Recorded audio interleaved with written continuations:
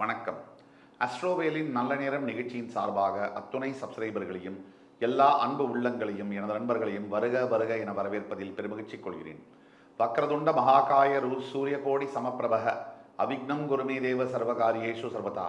தென்னாட்டுடைய சிவனே போற்றி, என் நாட்டவர்க்கும் இறைவா போற்றி. நண்பர்களே, இந்த புத்தம் புதிய காணொலியில் உங்கள் அத்துணை பேரையும் வரவேற்பதில் மிக்க மகிழ்ச்சி கொள்கிறேன். தமிழ் புத்தாண்டு பலன்கள் சிறப்பு தொகுப்பு 2026 பராபவ ஆண்டினுடைய 12 ராசிகளுக்கான பலன்கள் என்ன? அந்த வரிசையில் இன்றைக்கு நாம் பார்ப்பவிருப்பது விருச்சிக ராசி. காலபுருஷ தத்துவத்துக்கு 8ஆம் வீடு விருச்சிகம். இந்த விருச்சிக ராசி மிகவும் அபூர்வமான ஒரு ராசி. இது உங்களுக்கு நாம் ரொம்ப குறிப்பிட்டு சொல்வதற்கு பல காரணங்கள் இருக்கு. இந்த விருச்சிக ராசி ஒரு மனிதனுடைய உயிரையும் உடலையும் பிரிக்கக்கூடியது. இதை பல தடவை சொல்லியிருக்கேன். 8ஆம் இடம் ஆயுள் ஸ்தானம், அதனால மறைவு ஸ்தானம். இந்த மறைவு ஸ்தானம் ஒரு உடம்புல ஒரு மனிதன் எதை மறைப்பார்களோ அதை குறிக்கக்கூடிய ராசி விருச்சிகம். இதனாலேயே என்னவோ நம் தோழர்களாகிய விருச்சிக ராசியில் பிறந்த அன்புக்குரிய நேயர்கள் பல பேர் தன்னுடைய மனதில் இருக்கக்கூடிய எண்ணங்கள், ஆசைகள், லட்சியங்கள் எதுவாக இருந்தாலும் அதை மறைக்கக்கூடிய ஒரு தன்மை இருக்கும். வெளிப்படையாக மனசில் இருக்கிறத சொல்லவே மாட்டாங்க. இந்த ஒரு தன்மை விருச்சிக ராசி அன்பர்களுக்கு இருக்கிறது. ஆக இந்த விருச்சிக ராசிக்காரர்கள் தன் மனதில் இருக்கக்கூடியதை வெளிப்படையாக பேசக்கூடிய தன்மை என்பது கஷ்டம். இவங்க வேணுமென்றே மறைக்கலை. இவங்களுடைய இயல்பு, கடவுளின் படைப்பு இந்த மாதிரி இருக்கு. இப்போ விருச்சிக ராசிக்காரர்களுக்கு இந்த பராபவ ஆண்டு தமிழ் புத்தாண்டு 2026 எப்படி இருக்குன்னு பார்க்கலாமா? வாங்க. இவங்களுக்கு இந்த ஆண்டு என்ன நடக்கும், எதை எதிர்பார்க்கலாம், எதை செய்யணும், எதை செய்யக்கூடாது, பரிகாரங்கள் என்ன, இதை பற்றி விரிவாக பேசலாம். வாங்க. விருச்சிக ராசிக்காரர்களை பொறுத்த வரைக்கும் இந்த ஏப்ரல் மாதம் தொடங்கக்கூடிய இந்த புத்தாண்டு மாதம் என்பது கடின உழைப்பிற்கான மாதம். இதை சொல்லும் போதே தற்சமய கிரக சூழ்நிலை அதை பற்றி பேசணும். விருச்சிகத்தின் 5ஆம் வீடுல சனி, 4ஆம் வீடுல ராகு. விருச்சிகத்தின் 8ஆம் வீட்டில் தற்சமயம் குரு ஜூன் 2 பிறகு 9ஆம் வீட்டிற்கு போய் விருச்சிகத்தை பார்க்க போகிறார் உச்ச குரு. விருச்சிகத்தின் 10ஆம் வீடு என்று சொல்லக்கூடிய சிம்மத்தில் கேது. இவ்வளவுதான் கிரக அமைப்பு, முக்கியமான கிரகங்களுடைய அமைப்பு. நாம் ஏன் குரு, சனி, ராகு, கேதுடைய அமைப்பை எடுத்துக்கிறோம் அப்படின்னா, இந்த கிரகங்கள் தான் ஒரு வருஷத்துக்கு மேலே மாற்றங்கள் பெறுகிற கிரகம், பெரிய கிரகங்கள். மித்த கிரகங்கள் எல்லாம், மீதம் இருக்கக்கூடிய 5 கிரகங்களும் மாதம் ஒரு முறையோ, தினம் ஒரு முறையோ, அல்லது 2 மாதம் ஒரு முறையோ, 1.5 மாதம் ஒரு முறையோ மாறிக்கொண்டே இருப்பார்கள். இந்த குரு, சனி, ராகு, கேது தான் 1 இயருக்கு மேலே மாறக்கூடிய கிரகங்கள், பர்மனண்ட்டாக இருக்கக்கூடிய கிரகங்கள். அதனால் இந்த கிரகங்களை தவிர்க்க முடியாது. ஆக சரியாக ஏப்ரல் 17ஆம் தேதி அன்று விருச்சிகத்தின் 5ஆம் வீடு என்று சொல்லக்கூடிய மீனத்தில் கூட்டு கிரகங்கள் சேர போகிறாங்க. சனி, செவ்வாய், புதன், இப்படி கூட்டு கிரகங்கள் எல்லாம் சேர போகிறாங்க. இதனுடைய பலன்கள், தாக்குதலும் விருச்சிகத்தின் மேல் இருக்கும். இப்போ விருச்சிகத்துக்கு என்ன நடக்குதுன்னா, கடந்த 10 ஆண்டுகளாக விருச்சிகத்திற்கு நிம்மதி என்பது இல்லை. ஃபர்ஸ்ட் பிரச்சனை தான். அந்த நிம்மதி எதனால இல்லை? அதெல்லாம் பேசிக் காரணங்கள், பல ரீசன்ஸ், காரணங்கள் இருந்தாலும் பணத்தினால நிம்மதி இல்லையா, உறவுகள்னால நிம்மதி இல்லையா, உடல் ஆரோக்கியத்தினால நிம்மதி இல்லையா, காதல் தோல்வியினால நிம்மதி இல்லையா, கணவன் மனைவி பிரிவினால நிம்மதி இல்லையா, குழந்தைகள்னால நிம்மதி இல்லையா, குழந்தைகளை பார்க்க முடியலன்னு நிம்மதி இல்லையா, தினமும் குழந்தைங்க பண்ணுற அட்டகாசம் தாங்க முடியலன்னு நிம்மதி இல்லையா, இப்படி பல பிரச்சனைகள் மனசுக்குள்ள இன்னும் நிறைய இருக்கு, சொல்லிக்கிட்டே போகலாம். 10 ஆண்டுகளுக்கு மேலே விருச்சிக ராசி அன்பர்களுடைய கேள்வி, எனக்கு நல்ல காலம் என்பது நான் பார்த்ததே கிடையாது, அப்படி ஒரு நல்ல காலம் என்பது இருக்கா இல்லையான்னு எனக்கு தெரியாது. இதுதான் அவங்களுடைய கேள்வி. இந்த பராபவ ஆண்டினுடைய சிறப்பு என்ன, விருச்சிகத்துக்கு என்ன டேக்அவே அப்படின்னா, முதல்ல தெரிஞ்சுக்கோங்க, இந்த வீடியோக்குள்ளே டீட்டெயில்டாக நம்ம போகிறதுக்கு முன்னாடி விருச்சிகராசி அன்பர்கள் தெரிஞ்சு கொள்ள வேண்டியது, ஜூன் 2க்கு பிறகு உங்களுடைய வாழ்க்கையில் நீங்க இதுவரைக்கும் எதிர்பார்க்காத அளவிற்கு நல்ல மாற்றங்கள் வரும். எந்த ஒரு முயற்சியும் இல்லாமலே நல்ல செய்திகள் வரும், நல்ல திருப்பங்கள் வரும். பெரிய அளவிலான ராஜாதி ராஜ யோக பலன்களை நீங்கள் பெறுவீர்கள். இதுதான் நிதர்சனமான உண்மை. இது குரு பயிற்சிக்கு பிறகு நிகழ்ந்தே தீரும். உங்களுடைய ராசி, உங்களுடைய 3ஆம் வீடு, 5ஆம் வீடு, இந்த இடங்களை குரு பார்க்கவிருக்கிறார். இப்போ நம்ம கூட்டு கிரகங்களை பற்றி பேசணும். 5ஆம் வீட்டில் கூட்டு கிரகங்கள் இருக்கும்போது சற்று எதிர்ப்புகள் இருக்கும். நம்ம திரும்பியும் சொன்னோம், பழையபடி விருச்சிகராசி அன்பர்கள் வாழ்க்கையை பார்த்ததே இல்லையா அப்படின்ற கேள்விக்கு பதில் சொன்னோம். இனிமேல் ஜூன் 2க்கு பிறகு 10 ஆண்டு இல்லை, நீங்கள் பிறந்ததுலேருந்து நீங்கள் பார்க்காத நல்ல விஷயங்கள், நீங்கள் எதிர்பார்க்காத நல்ல திருப்பங்கள், வாழ்வியல் மாற்றங்கள் வந்து சேரும்.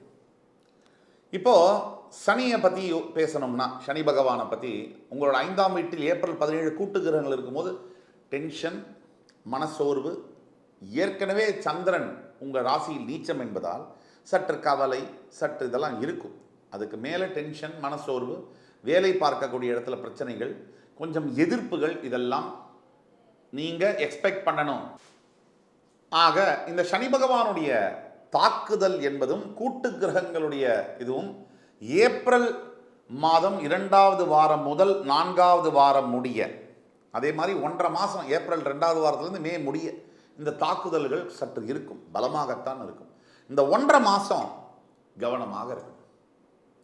அதற்கு பிறகு மடை திறந்து பாடும் நதி அலைதான் அப்படின்ற மாதிரி உங்களுடைய வாழ்க்கையில் மாற்றங்கள் வரும்.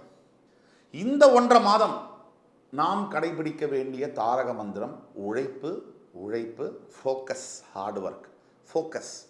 நம்ம எதை செய்கிறோமோ அதன் மேலே கவனமாக இருக்கணும், முழு கவனமும் இருக்கணும். முழு கவனத்தோட, முழு ஈடுபாடோட நம்மளுடைய வேலைகளை நம்ம செய்ய வேண்டும். இதுதான் முக்கியம். இந்த காலகட்டத்தில் பராபவ ஆண்டில் நம்மளுடைய உழைப்புக்கும் திறமைக்கும் கண்டிப்பாக ரெகக்னிஷன் கண்டிப்பாக கிடைக்கும். நம்ம வேலை செஞ்சதுக்கும் நம்மளுடைய திறமைக்கும் கண்டிப்பாக ஒரு மதிப்பு இருக்குது. இதை தவிர ஃபைனான்ஷியல் சிச்சுவேஷன் அப்படின்னு நம்ம பார்த்தோம்னா ரொம்ப பிரமாதமாக இருக்குது. கண்டிப்பாக இப்போ இருக்கக்கூடிய கடன் தொல்லைகள், இந்த பணம் சம்பந்தப்பட்ட பிரச்சனைகள், பல ஆண்டுகளாக இருந்து வந்த பணம், கடன் தொல்லைகள் சம்பந்தப்பட்ட பிரச்சனைகள், இது எல்லாமே முடிய வாழ்க்கையில் ஒரு புதிய கதவு, புதிய வாய்ப்புகள் திறக்கக்கூடிய ஒரு நேரமாக மே 2வது வாரம் முதல் தொடங்குகிறது. திருமணம் சார்ந்த விஷயங்கள், இப்போ நம்ம காதலிச்சுட்டே இருக்கோம். பல பேருக்கு திருமணம் வாய்ப்பும், திருமணம் வரன் பார்த்துட்டு இருக்காங்க, கல்யாணம் பண்ணணும். சில பேருக்கு கரெக்டான வயசு, பல பேருக்கு கரெக்டான வயசு இல்லை. ஆண்கள் குறிப்பாக 90s கிட்ஸ். இப்போ இவர்களுக்கெல்லாம் விருச்சிக ராசியில் இருக்கும். இதில் பல பேர் மனதளவில் திருமணமாவது எனக்காவது, அதெல்லாம் முடிஞ்சிருச்சுங்க, இனிமேலாம் இந்த பிறவியில் திருமணம் நடக்காது அப்படின்னு முடிவெடுத்த விருச்சிக ராசி அன்பர்கள் ஆயிரக்கணக்கில் இருக்கிறார்கள். அவர்களுக்கும் சேர்த்து தான் நம்ம பேசுகிறோம். நீங்கள் என்ன வேணால் முடிவெடுக்கலாம். மேன் ப்ரப்போசஸ், காட் டிஸ்போசஸ் அப்படின்னு சொல்லுவாங்க. ஒரு திருமணம், தாமத திருமணம் தவறல்ல. சில சமயத்தில் லேட்டாக வந்தாலும் லேட்டஸ்ட்டாக வரணும்னு சொல்லுவாங்க. தாமத திருமணத்தை நோக்கி காத்து கொண்டிருக்கக்கூடிய விருச்சிகராசி அன்பர்கள் அனைவருக்கும் சொல்கிறேன், நல்ல மனைவி, நல்ல கணவன், த பெஸ்ட் அமைவாங்க. ஏன்னா கிட்டத்தட்ட ஒரு 30 வயசுக்கு மேலே கல்யாணம் நடக்கும்போது உங்களுடைய கணவனோ மனைவி அவர்களுக்கும் 30 வயசு தாண்டி இருக்கும். அவர்களும் அனுபவப்பட்டிருப்பாங்க. எது வாழ்க்கையில் நல்லது கெட்டது சிறு வயதில் தெரியாது. அந்த வயதில் கல்யாணம் பண்ணி 2 பேரும் சண்டை போடுறதை விட கொஞ்சம் முதிர்ந்து 30 வயசுக்கு மேலே கல்யாணம் பண்ணும்போது ஒரு மெச்சூரிட்டி என்பது இருக்கும். ஒரு பிரச்சனையை எப்படி கையாள வேண்டும், குடும்ப வாழ்க்கைக்கு இது ரொம்ப அவசியம். குடும்ப வாழ்க்கைக்கு மிக மிக அவசியம் சகிப்புத்தன்மை. அது விருச்சிக ராசி அன்பர்கள் இந்த ஆண்டு திருமண பந்தம் அமையக்கூடிய வாய்ப்புகள் நிறைய இருக்கு. அதே மாதிரி மாணவ மாணவியர்களுக்கு அற்புதமான ஒரு ஆண்டு, பராபவ ஆண்டு. விருச்சிக ராசியில் இருக்கக்கூடிய மாணவ மாணவியர்களுக்கு உங்களுடைய உழைப்பு, இந்த கடினமான உழைப்பின் மூலியமாக இப்போ நீங்கள் எஃபர்ட் போட்டிங்கன்னா படிப்பில் 200% உங்களுக்கு ஜெயிக்கும். லக்கை நம்பாதீங்க, கண்டிப்பாக ஜெயிக்காது. ஹார்ட் ஒர்க் மட்டும்தான் இந்த ஆண்டு உங்களுக்கு கை கொடுக்கும் விருச்சிகத்துக்கு. இப்போ ஹெல்த் சம்மந்தப்பட்ட விஷயம் பேசுகிறோன்னா, வயிற்று பகுதியில் சில பிரச்சனைகள், ஆரோக்கிய குளறுபடிகள் வரக்கூடிய வாய்ப்புகள் உண்டு. அதே மாதிரி கொஞ்சம் அலர்ஜிஸு, இந்த தோல் சம்பந்தப்பட்ட சில அலர்ஜிஸு, சில ரேஷஸ்லாம் வரக்கூடிய வாய்ப்புகள் உண்டு. அதே மாதிரி தொண்டை பகுதியில் சில சிக்கல்கள் வரக்கூடிய வாய்ப்புகள் உண்டு. தொண்டையில் சொல்கிற மாதிரி சில என்ன சொல்கிறது, இன்ஃபெக்ஷன்ஸு அப்படிலாம் வரக்கூடிய வாய்ப்புகள் உண்டு. இதில் நீங்கள் ஜாக்கிரதையாக இருக்கணும். தேவையில்லாத உணவை தேவையில்லாத நேரத்தில் தேவையில்லாத இடத்துல சாப்பிட்றதும், உணவை விட்டுட்டு ஸ்கிப் பண்ணி சாப்பிட்றதும் உடல் ஆரோக்கியத்தில் பெரிய விளைவை விருச்சிகத்துக்கு இந்த ஆண்டு விளைவிக்கும். அது மாதிரி உங்களோட 4ஆம் வீட்டில் இருக்கக்கூடிய ராகுனால கண்டிப்பாக வாகனத்தை ஓட்டும் போது, நான் பாரு வீலிங் போடுறேன், நான் பாரு பைக்கை மேலே தூக்கி வைக்கிறேன், கீழே இறக்கி வைக்கிறேன், நான் காரை அப்படி வேகமாக ஓட்டுறேன், தண்ணியை போட்டு காரை ஓட்டுறது, இந்த தேவையில்லாத ஜாதி ஒரு கிக்குக்காக அதை பண்ணுறேன் இதை பண்ணுறேன்னு பண்ணுறது, இந்த கிக்குக்காக பண்ணவங்க பல பேர் இன்றைக்கி உயிரோடு இல்லை. இன்றைக்கி உயிரோடு இல்லை. அந்த குறைவான 5 நொடி சந்தோஷத்துக்கும் பெருமை, அதுதான் முக்கியமாக ஃபால்ஸ் ப்ரைடுன்னு சொல்லுவாங்க. இது தவறான ஒரு கௌரவம். மனசுக்குள்ளேயே இந்த மாதிரி பண்ணால் நம்மளை பெரிய ஆளுன்னு நினைப்பாங்க, கை தட்டுவாங்கன்ற தவறான ஃபால்ஸ் ப்ரைடுக்காக பண்ண பல இளைஞர்கள் இன்றைக்கி உயிரோடு இல்லை. 10 பேர் பண்ணாங்கன்னா 7 பேர் விபத்து, 2 பேர் தப்பிச்சாங்க. இதுதான் உண்மை. ஆக இந்த ட்ராவலில் டிலே ஆகக்கூடிய வாய்ப்புகள், ரஷ் பண்ணி ட்ராவல் பண்ணுறது, கேர்ஃபுல்லாக நம்ம எந்த பொருள் எடுத்துகிட்டு போகிறோமோ எடுத்துகிட்டு வரதெல்லாம் கவனமாக இருக்கும். விருச்சிகத்தின் 10ஆம் வீட்டில் இருக்கக்கூடிய கேது கண்டிப்பாக வேலை செய்கிற இடத்துல என்ன பண்ணுவார்னா, பின் முதுகு, உங்கள் முதுகுக்கு பின்னாடி கூட ரொம்ப நீ இல்லைன்னா நான் இல்லை, என்னுடைய பிரதர் மாதிரி சிஸ்டர் மாதிரின்னு பழகக்கூடியவர்கள் உங்கள் பிற முதுகில் குத்துவாங்க. உங்களுடைய புறமுதுகை அவங்க அட்டாக் பண்ணுவாங்க. கண்டிப்பாக உங்களுடைய வேலைக்கு உல வைப்பாங்க.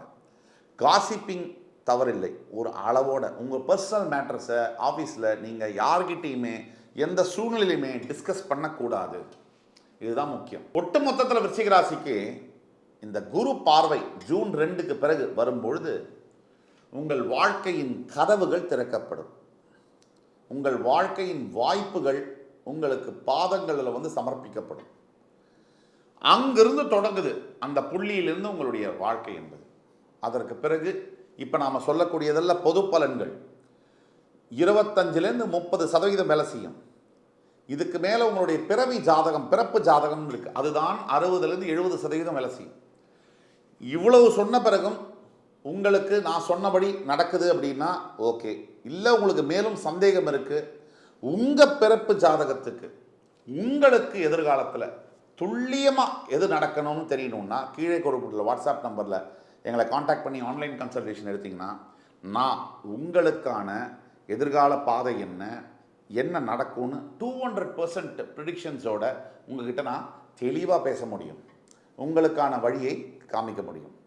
அதே மாதிரி பரிகாரம்னு எடுத்தோம்னா விருச்சிக ராசிக்கு முக்கியமாக காலையில் ஸ்கந்த சஷ்டி கவசம், சாயங்காலம் ஸ்கந்த குரு கவசம், இது 2ம் தவறாமல் ஒவ்வொரு நாளும் சொல்லணும். செவ்வாய்க்கிழமை அன்று தவிர்க்காமல் சொல்ல வேண்டும். உங்கள் அருகாமையில் இருக்கக்கூடிய முருகன் கோவில்களுக்கு சென்று உங்களால் முடிஞ்ச செப்பு வேல் அல்லது வெள்ளி வேல் வசதிக்கேற்ப அதை உண்டியில் நீங்கள் போட்டுட்டு வரும்போது உங்கள் வாழ்க்கையில் இருக்கக்கூடிய அத்துணை வினைகளும் அகலும். என் உயிரினும் மேலான விருச்சிக ராசி அன்பர்களே, இந்த காணொலி உங்களுக்கு பிடிச்சிருக்கும்னு நம்புகிறேன். அடுத்து வரும் காணொலியில் மறுபடியும் உங்கள் எல்லோரையும் சந்திக்கும் வரை உங்களிடமிருந்து விடைபெறுவது உங்கள் சுபாஷ் பாலகிருஷ்ணன். நன்றி, வணக்கம், வாழ்க வளமுடன்.